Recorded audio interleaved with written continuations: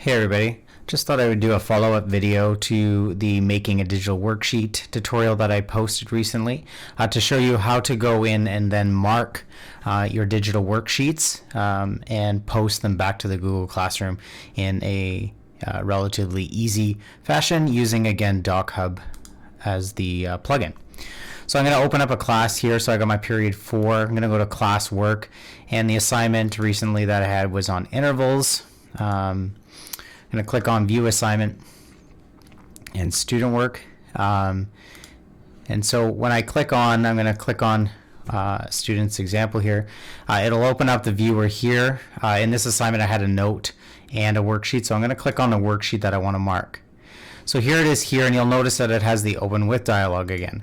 So I'm going to open with DocHub. And again, you can follow the instructions in the other tutorial video I have on installing and using DocHub. And it should open up the student's worksheet right here. So here's a student who completed it, and now I'm going to go through and mark it. So you have a bunch of tools you can use here. You can use the stamp tool, which has several options, check marks and X's for marking, as well as you have the text tool if you want to add any comments.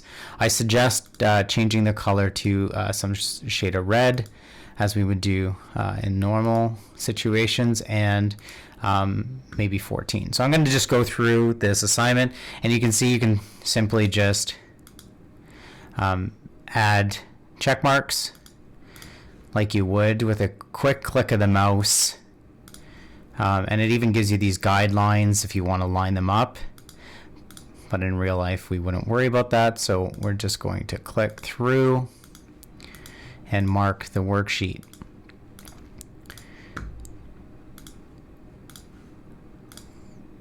And of course you can click on any one of these. If you accidentally mark something right, you can always go to the select tool over here, the pointer tool, and you can go to any one of these and delete them or move them around. So then when you want to put in numbers, it's pretty straightforward. You just go to the text here, text tool.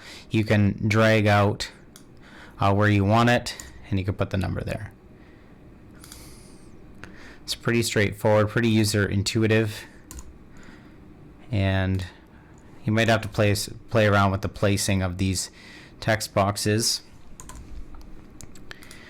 But what's really neat is it's a quick way to mark a worksheet.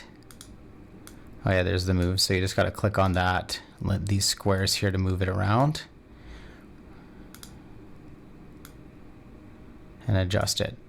So I'm going to leave it like that, and I'm going to give it a perfect score here of 24. You can adjust the font size of this if you'd like. Again, you have all the tools, pretty straightforward as if you were using something like Microsoft Word or Google Docs. So once it's done, again, the wonderful thing about this is all you need to do, because you've opened the student's PDF, like in the previous tutorial, all you need to do is click on Export to Google Drive and update the existing with revision. And what this is going to do is update the actual file in the assignment and in the student's Google Drive. So I'm going to export that now. I'm going to click OK. And now that that's marked, I'm going to go back to Google Classroom, click on that student, and over here, if I click on the document, you will notice that it's automatically updated, and then I can grade it here. If you're using the grade system on Google, you can provide any comments here if you'd like, and then just simply return it to the student. So they'll have a digital record of your comments and feedback, and I think it's just a super smooth way to, again, integrate what we would do in real life in the digital platform.